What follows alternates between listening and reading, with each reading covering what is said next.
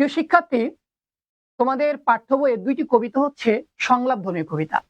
এর মধ্যে একটি হচ্ছে বিভীষণের প্রতি মেঘনাদ, যেটি তোমাদের শর্ট সিলেবাসে এবছর নাই বললেই চলে। আমরা এটা পড়াচ্ছি না বা পড়ানো লাগছে না একাডেমিক সিলেবাসের জন্য। ইউনিভার্সিটি অ্যাডমিশনে এগুলো থেকে আবার প্রশ্ন এসে থাকে, তখন সেগুলো নিয়ে আলোচনা করা হবে। তো আরেকটি কবিতা হচ্ছে এই তাহারে পরে মনে। এই তাহারে পরে মনে কবিতা হচ্ছে একটি সংলাপধর্মী কবিতা, ডায়লগ প্যাটার্নের কবিতা, একজনের পর একজন কথা বলবে। এখানে এই সংলাপধর্মী কবিতা তাহারে পরে মনে কবিতার মধ্যে যে দুজন ব্যক্তির মধ্যে সংলাপটা হচ্ছে, তার মধ্যে একটি হচ্ছে কবি ভক্ত, অর্থাৎ কবির যে ভক্ত সে আলোচনা করছে এবং কবি আলোচনা করছে।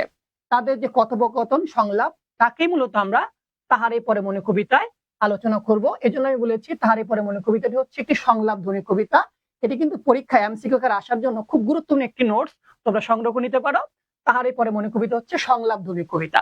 এবং এই কবিতায় আমরা বলেছিলাম এই সংলাপটি কার মধ্যে একজন হচ্ছে কবি ভক্ত, আর একটা হচ্ছে কবির মধ্যে সংলাপ। এই কবি ভক্ত তালিকায় আমি আমার নিজের নামটিকে ব্যবহার করেছি, সাইদুর রহমান, এবং কবি হচ্ছে সুফিয়া কামাল। এই কবি সুফিয়া কামাল এবং সাইদুর রহমানের মধ্যে যে কথোপকথন, সেটাই তাহারে পরে মনে কবিতার মধ্যে উঠে আসবে। আমি অনেক কাল আগে কবির কাছে গিয়েছিলাম, তোমরা কল্পনা করো আর কি। আমি অনেক কাল আগে কবির কাছে গিয়েছিলাম এক বসন্তের সময়, কিন্তু আমি দেখলাম বসন্ত যেখানে চারিপাশ আনন্দের মূর্ছনায় পড়ে যাচ্ছে, সেখানে কবি খুব উদাসীন এবং মন মরা। আমি কবিকে জিজ্ঞেস করলাম, কবি তোমার মন মরা কেন? তুমি কেন তো চুপচাপ, কেন তুমি বসন্তকে বরণ করে নিচ্ছ না? তখন কবি তার মতো করে যে প্রশ্নগুলো আমাকে করলো, তার উত্তর যে দিল, এবং আমি তাকে যে প্রশ্নগুলো করলাম, তারই আলোচনা কিন্তু তাহারে মনে কবিতার মধ্যে কিন্তু উঠে এসেছে। তাহলে আসো আমরা প্রথম স্লাইডে জানলাম তাহারে পরে মনে কবিতাটি সুফিয়া কামালের লেখা, এবং কবিতাটি হচ্ছে সংলাপধর্মী কবিতা। এবং কবিতার মধ্যে এই কবি ভক্ত হচ্ছে একটি সংলাপের অংশ, আর হচ্ছে কবি সুফিয়া কামাল একটি অংশ। আসো আমরা এর পরের যে অংশ সেই দিকে চলে যাই। পরের স্লাইডে আমরা মূল কবিতার দিকে চলে যাচ্ছি। হ্যাঁ, কবিতার বিশ্লেষণ লিখেছি আমি। প্রথমেই হচ্ছে তোমরা একটু খেয়াল করে দেখো, কবিতা শুরু হয়েছে একটা ইনভার্টেড কমা দিয়ে। যেহেতু সংলাপধর্মী কবিতা, এজন্য এখানে কবি ভক্তের যে কথাগুলো, সেটাকে আমরা একটা ইনভার্টেড কমা দিয়ে ব্যবহার করেছি। আবার আরেকটিকে যখন কবি বলবে, তখন তোমরা দেখবে আর একটা ইনভার্টেড কমা, অর্থাৎ একজনের পর একজন কথা বলতে থাকবে। এভাবে করে তাদের মধ্যে সংলাপ এগিয়ে যাবে। কবি ভক্ত বলছে, কি বলছে? যখন দেখছে কবি খুব নীরব চুপচাপ, তখন সে বলছে, হে কবি নীরব কেন? ফাগুন যে এসেছে ধরায়, বসন্তে বরিয়া তুমি লবে নাকি তোমার বন্দনায়। আমাদের কবি ভক্ত, অর্থাৎ আমি সাইদুর রহমান বলছি, কাকে বলছি? কবিকে বলছি, হে কবি নীরব কেন? তুমি এত চুপচাপ কেন, নীরব কেন? ফাগুন যে এসেছে ধরায়, ধরায় শব্দের অর্থ কি বলতো? পৃথিবীতে ফাগুনের আগমন হয়েছে, অর্থাৎ বসন্ত চলে এসেছে। এমন দিনে বসন্তে বরিয়া তুমি লবে নাকি তব বন্দনায়। তুমি কি তোমার বন্দনা গানের মাধ্যমে, তুমি কি বসন্তের আহ্বানের মাধ্যমে তুমি কি বসন্তকে বরণ করে নেবে না? এই কথাটা কে বললো বলতো? কবি ভক্ত বলেছে। কি বলেছে? হে কবি নীরব কেন? ফাগুন যে এসেছে ধরায়, বসন্তে বরিয়া তুমি লবে নাকি তব বন্দনায়। অর্থাৎ প্রকৃতিতে বসন্তের আগমন হয়েছে, তুমি কেন বসন্তকে বরণ করে নিচ্ছ না তোমার গানের মাধ্যমে? এই সংলাপটা কে বলেছে বলতো? কবি ভক্ত বলেছে। এখানে দেখো আমি সেটাকে স্লাইড আকারে তুলে দিয়েছি, অর্থাৎ যে কথাটা আমি এখানে বলেছি, পৃথিবীতে ফাগুন চলে এসেছে, এমন দিনে তুমি নীরব কেন? কবিকে প্রশ্ন করেছে কবি ভক্ত। তুমি কি তোমার বন্দনা গানের মাধ্যমে বসন্তকে বরণ করে নেবে না? তাহলে আমরা দেখি এর উত্তরে আমাদের কবি কি বলছে। এর উত্তরে কবি কি বলছে সেটা আমরা এখনই দেখে নিব। এবার কবির সংলাপ দেখো, এই যে আমি এখানে নোটস করে দিয়েছি। কবি কি বলছে? কহিল সে স্নিগ্ধ আঁখি তুলি। এই যে সে বলতে কবিকে বোঝানো হচ্ছে, অর্থাৎ কবি সুফিয়া কামাল তার স্নিগ্ধ দুটি আঁখিকে তুলে বললো। স্নিগ্ধ আঁখি মানে কোমল আঁখি, স্নিগ্ধ আঁখি শব্দের অর্থ হচ্ছে কোমল আঁখি। সে তার আঁখিটাকে তুলে সে বলল, কি বলল? দক্ষিণের দুয়ার গেছে খুলি। দেখো এখানে ইনভার্টেড কমা ব্যবহার করা হচ্ছে, অর্থাৎ এই কথাগুলো, এতটুকু সংলাপ কিন্তু কবির বলা। অর্থাৎ এই যে সে তার আঁখি দুটোকে খুলে সে বলতে শুরু করলো, কি বললো? দক্ষিণের দুয়ার গেছে খুলি। তুমি যে বললে বসন্ত চলে এসেছে, তাহলে দক্ষিণের দরজাটা কি খুলে গেছে? দুয়ার মানে দরজা, দক্ষিণের দরজাটা খুলে গেছে। বাতাবি নেবুর ফুল ফুটেছে কি? ফুটেছে কি আমের মুকুল। দক্ষিণা সমীর গন্ধে গন্ধে তার হয়েছে কি অধীর আকুল। অর্থাৎ কবি যেন বিশ্বাস করতে চাইছে না, কবির চোখে ধরা পড়ছে না যে বসন্ত চলে এসেছে। কবি উল্টো কবি ভক্তকে প্রশ্ন করছে, তুমি যে বসন্ত চলে এসেছে বললে, দক্ষিণের দুয়ার গেছে খুলি, দক্ষিণের দরজাটা কি খুলে গেছে? বাতাবি লেবুর ফুল ফুটেছে কি আমের মুকুল, অর্থাৎ বসন্ত এলেই তো বাতাবি লেবুর ফুল ফোটে। নেবু শব্দের অর্থ হচ্ছে লেবু, অর্থাৎ বাতাবি লেবুর ফুল ফোটে বসন্ত এলে। ফুটেছে কি আমের মুকুল, বসন্ত মানেই তো আমের মুকুল ফোটে। এই আমের মুকুলের ঘ্রাণ দক্ষিণা সমীর, দক্ষিণের বাতাস, সমীর মানে বাতাস, তার গন্ধে গন্ধে হয়েছে কি অধীর আকুল। অর্থাৎ বসন্ত যে এলো, বসন্ত এলেই তো বাতাবি লেবুর ফুলে আমের মুকুলের ঘ্রাণে চারিপাশটা ভরে যায়, এবং দক্ষিণের দরজাটা খুলে দেওয়া মাত্রই সেই ঘ্রাণ চারিপাশে মো মো করতে থাকে। কিন্তু এবার আমি কৃষ্ণের সেই গন্ধটা কোথাও খুঁজে পাচ্ছি না, কেন সেটা বাতাসকে ব্যাকুল করে তুলছে না। এই সংলাপটা কার বলা বলতো? কবির বলা। কবি ভক্ত যে কথাগুলো বলেছিল তার উত্তরে আমাদের কবি বলছে, সে যে বসন্ত এসেছে যেন বিশ্বাসই করতে চাচ্ছে না। সে বলছে, তুমি যে বললে বসন্ত এসেছে, তাহলে দক্ষিণের দরজা কেন খুলে দেওয়া হয়নি কেন?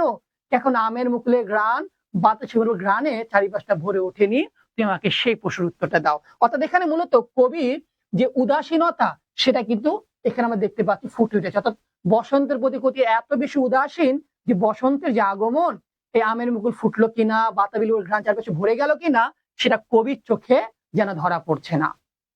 কবি যে দেখলো না এখনো, এই কথার উত্তরে আমাদের কবি ভক্ত কি বলছে সেটা কিন্তু আমরা এখন একটু দেখে নিব।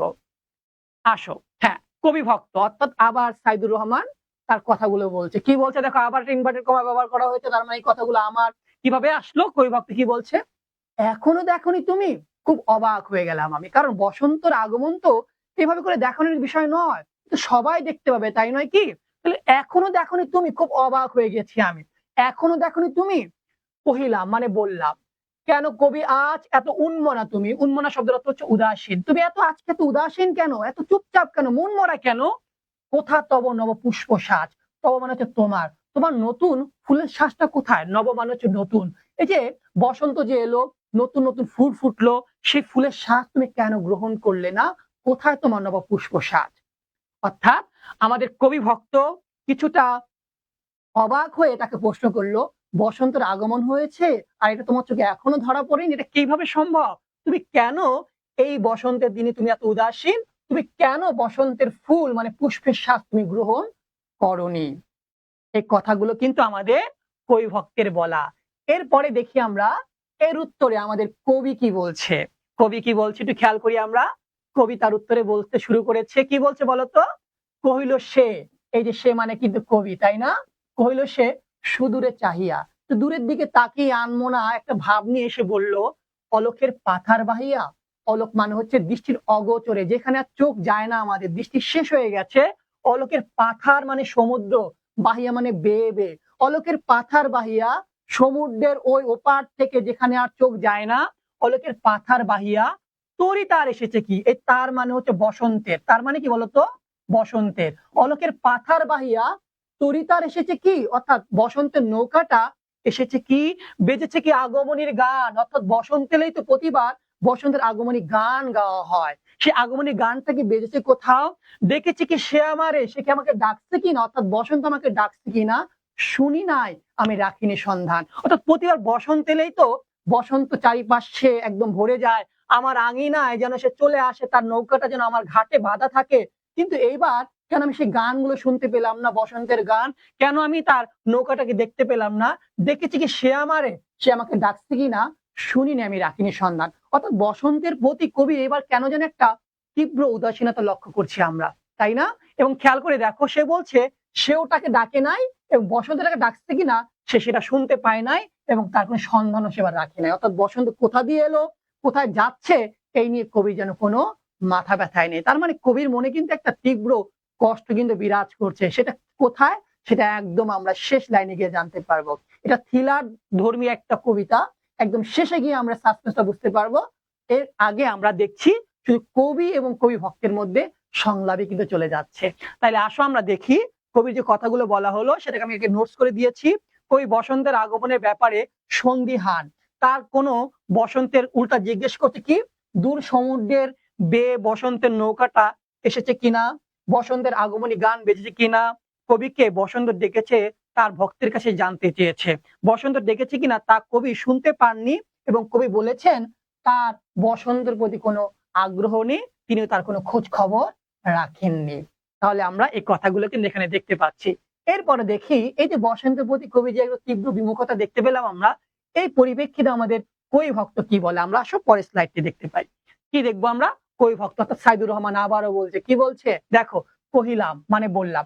যে শিক্ষা তোমাদের একটু বলে রাখা ভালো, তোমরা যেখানে এই যে কহিলাম, বললাম বা এইরকম শব্দগুলো পাবে, এই ফার্স্ট পার্সনের যতগুলো শব্দ তোমরা পাবে সব হচ্ছে কবি ভক্তের বলা, কারণ কবি ভক্ত জবানিতে মূলত আমরা কবিতাটা শুনছি, এজন্য কবি ভক্ত কথাগুলো বলছে এবং কবির কথাগুলো সে রিপিট করছে, এজন্য সেখানে সে দেখতে পাবে, সে মানে হচ্ছে কবির বলা, সে মানে হচ্ছে কবি, থার্ড পার্সন কবি সুফিয়া কামাল।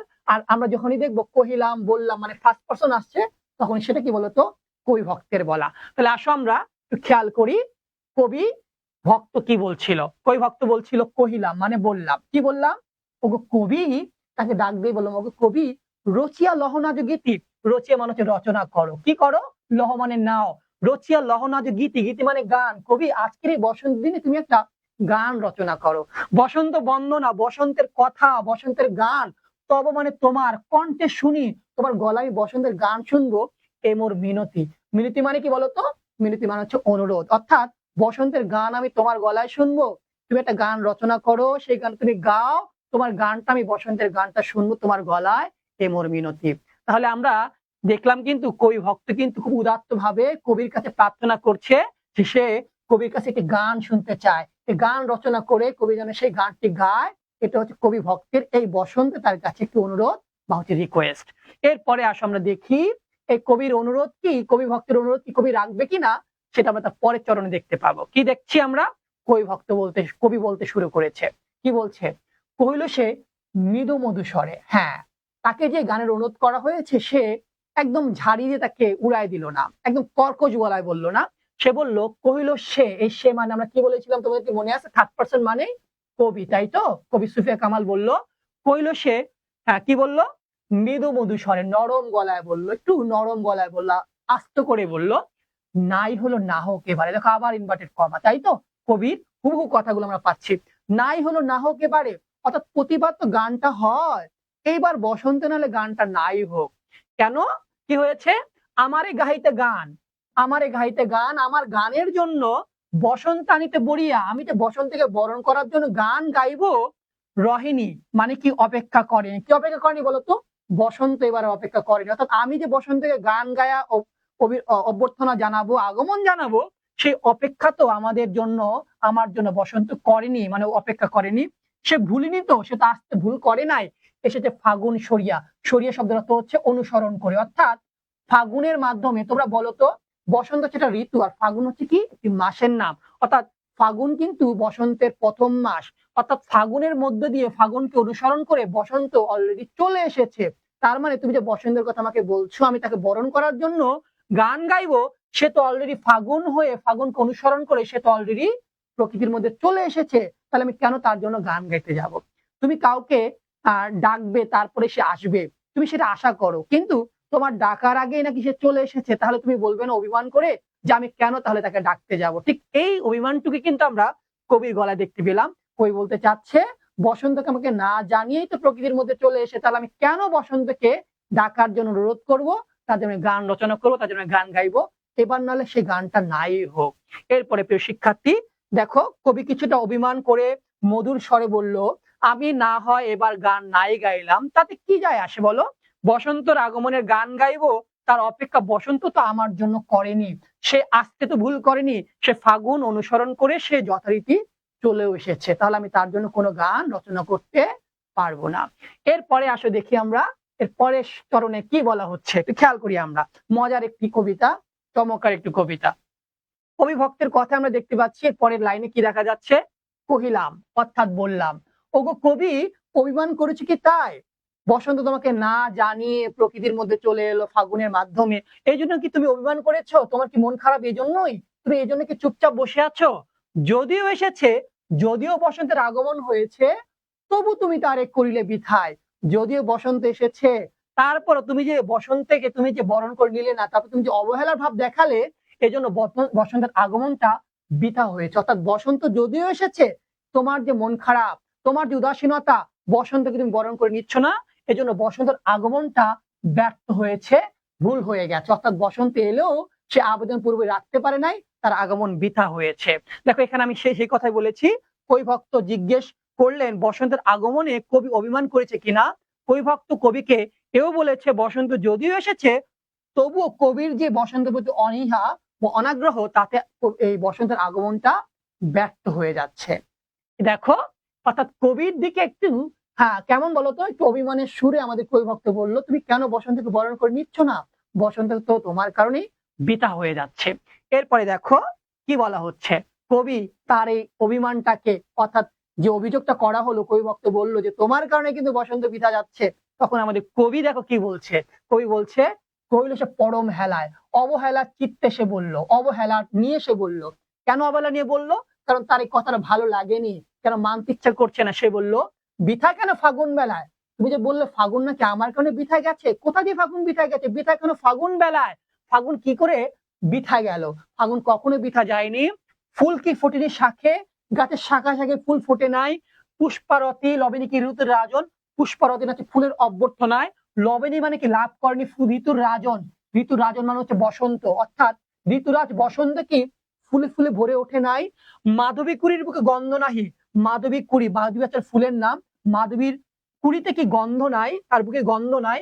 কহে নাই অর্ঘ বিরোচন, অর্ঘ বিরোচন মানে হচ্ছে ফুলের পূজা দেওয়া, অর্থাৎ ফুল দিয়ে দেবতা বা দেবীকে বরণ করে নেওয়া। অর্থাৎ প্রতিবার বসন্ত এলেই তো কেন চারিপাশটা ফুলে ফুলে ভরে ওঠে, তুমি যে বললে ফাগুন নাকি বৃথা গেছে আমার কারণে, ফুল কি ফোটেনি শাখে, গাছের শাখা শাখায় ফুল ফোটে নাই।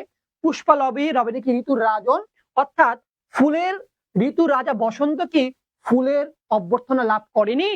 মাধবী কুড়ির বুকে গন্ধ নাহি, অর্থাৎ ফুলের কলিতে বা মাধবী কুড়ির বুকে কি গন্ধ নাই, করেন অর্ঘ বিরোচন। সেই অর্ঘ মানে কি বলতো, ফুল দিয়ে কি পূজা দেওয়া হয়নি, সবই তো হচ্ছে, তাহলে তুমি কেন বললে বসন্ত বৃথা যাচ্ছে, বসন্ত বৃথা যায়নি, তুমি কেন বলছো আমার কারণে আমার অবহেলায় নাকি বসন্ত বৃথা যাচ্ছে। তাহলে এই কথাগুলো কিন্তু এখানে বলা হয়েছে। কবি বলল কিভাবে বসন্তের প্রতি অবহেলা করলেন, ফাগুন কি গাছে কেটে ফুল ফোটেনি, ঋতুরাজ বসন্ত কি ফুলের অভ্যর্থনা লাভ করেনি, কবির জন্য কোনো কিছুই তো অপেক্ষা করে নাই, তাই তো নাকি কি বলো, কবির জন্য কোনো কিছু অপেক্ষা করে নাই, ফুল ফোটা ফুলের সুবাস ছড়ানো পূজা নিবেদন করা সবই তো হয়েছে, তাহলে কবি ভক্ত কেন বলছে বসন্ত নাকি বৃথায় গেছে, যদি বসন্ত বৃথা যেত তাহলে ফুলের কলিতে গন্ধ পাওয়া যেত না, ফুল দিয়ে মানুষ পূজা দিত না, ফুলের চারিপাশে ফুলে ফুলে ভরে উঠতো না, তাহলে কেন কবিকে ব্লেম করা হচ্ছে, কবির কারণে অবহেলায় বসন্ত বৃথা গেছে। তাহলে দেখো কবি কিন্তু মানতে নারাজ, তার জন্য বসন্ত বৃথা গেছে।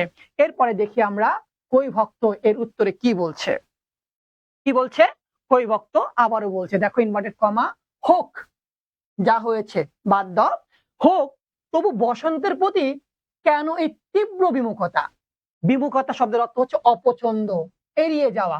তুমি যাই হয়েছে বুঝলাম, কিন্তু তুমি বলো এই বসন্তের প্রতি তোমার এত বেশি বিমুখতা কেন, এত বেশি উদাসীনতা কেন, এত চুপচাপ কেন, মন মরা কেন, কি হয়েছে তোমার বসন্তে তুমি এত অপছন্দ করছো। কহিলাম মানে বললাম ফার্স্ট পারসন আবারও, উপেক্ষায় মানে অবহেলায়, ঋতুরাজে কবি তুমি দাও গো ব্যথা, কবি তুমি যে বসন্তকে অবহেলা করছো, এই কারণে বসন্তের যে আগমন সেটা ব্যর্থ হোক আর না হোক, আমরা কিন্তু তোমার উপেক্ষায় মানে অবহেলায় কিন্তু ব্যথা পাচ্ছি, কষ্ট পাচ্ছি। অর্থাৎ খেয়াল করে দেখো, যখন আমাদের কোনো প্রিয় মানুষ কোনো বিষয়ে কষ্ট পায়, মন খারাপ করে, তখন কিন্তু আশেপাশে যে অনুষ্ঠান সেটা কিন্তু আমরা অনুভব করতে পারি না, ওইরকম মজা করে অনুভব করতে পারি, কারণ কি বলতো একটা কষ্ট থেকে যায়। কি কষ্ট বলতো, সে যে উপেক্ষা করছে অবহেলা করছে বা তার যে ভালো লাগছে না, এজন্য কি আমাদের মনে আমরা ব্যথা পাই। অর্থাৎ কবি যে বসন্তকে বরণ করে নিতে পারছে না, এজন্য কবি ভক্ত বলছে তুমি এই কারণে তুমি কিন্তু আমাদের মতো যারা কবি ভক্ত রয়েছে তোমার, তারা কিন্তু ব্যথা পাচ্ছে, কষ্ট পাচ্ছে। এরপরে দেখো, দেখো আমরা এখানে কিন্তু সেটাকে স্লাইড আকার বুঝিয়ে দিয়েছি। কবি ভক্ত বুঝতে পারছে না বসন্তের সানন্দে গ্রহণ না করে কবি কেন বসন্তের প্রতি অনাগ্রহ পোষণ করছে, কোন ঋতুরাজ বসন্তকে অবহেলা করে কবির ভক্তগুলোকে কেন তিনি ব্যথা দিচ্ছেন। অর্থাৎ কবি কিন্তু অবহেলা করছে, কেন করছে সেটা কবি ভক্ত যদিও জানেন না, তাই তিনি বললেন তুমি যে আমাদের ব্যথা দিচ্ছ, কষ্ট দিচ্ছ, তুমি সেটা কি বুঝতে পারছো না। আচ্ছা এরপরে দেখো আমরা কিন্তু একদম শেষ দিকে চলে এসেছি, তাই তো, দেখি আমরা, হ্যাঁ কবি বলল একদম শেষ লাইনের দিকে চলে আসছি, এই যে বসন্তের প্রতি কবি যে এত উদাসীন, এবার কিন্তু আমরা সে অংশটুকু ধরতে পারবো যে আসলে কেন কবি এত উদাসীন। কহিল সে কাছে সরে আসে, সে মানে কবি কবি এবার বলতে শুরু করেছে, একটু কাছে এসে বলার মতো করে, কানে কানে বলার মতো করে সে বলতে শুরু করেছে, কুহেলি মানে কুয়াশা, উত্তরী মানে চাদর, তলে মানে ঢেকে মাঘের সন্ন্যাসী। অর্থাৎ কুয়াশার চাদর জড়িয়ে শীত কি করেছে বলতো, গিয়াছে চলিয়া। অর্থাৎ সন্ন্যাসী যেমন করে চাদর জড়িয়ে চলে যায়, ঠিক একই রকম ভাবে কুয়াশার চাদর জড়িয়ে মাঘের সন্ন্যাসী মানে শীত চলে গেছে। কোথায় চলে গেছে বলতো, পুষ্পশূন্য দিগন্তের পথে, অর্থাৎ দিকের শেষ দিকে চলে গেছে। শীত কিন্তু চলে গেছে, কোথা দিয়ে চলে গেছে বলতো, পুষ্পশূন্য দিগন্তের পথ ধরে চলে গেছে রিক্ত হস্তে মানে খালি হাতে। শীত এসেছিল এবং শীত সবকিছু শূন্য করে দিয়ে খালি হাতে চলে গেছে। তবু তাহারে পরে মনে, তাহারে পরে মনে, তবু তাহারে পরে মনে, তারপরেও আমি শীতকে ভুলতে পারি না। আমার শীতকেই মনে পড়ে, তবু তাহারে পরে মনে, ভুলিতে পাই না কোনো মতে। তবু তাহারেই তো আমার মনে পড়ে যায়। অর্থাৎ আমি যে শীতকে বাদ দিয়ে বসন্তকে বরণ করব। তোমরা খেয়াল করেছো কিন্তু শীত ঋতুর পরে কিন্তু বসন্তের আগমন হয়। কিন্তু কই বলছে এটি শীতের যে আগমনটা আমার হৃদয়ের মধ্যে এমন ভাবে বসে গেছে যে আমি তাকে বিদায় দিতে পারি না। যদিও শীত চলে গেছে কিন্তু তার যেই অনুভবটা সেটা আমার এখনো মনে পড়ে যায়, আমি সেটা কোনোভাবেই ভুলতে পারি না। তো শিক্ষার্থীবৃন্দ, আমরা কিন্তু মূল কবিতার আলোচনা কিন্তু শেষ করে ফেলেছি। এই কবিতায় আসলে কি তুলে ধরা হয়েছে, একটা প্রেমের কবিতার মতো করে তুলে ধরা হয়েছে। এখানে প্রকৃতির সাথে মানব মনের একটা অদ্ভুত সম্পর্ক এখানে তুলে ধরা হয়েছে।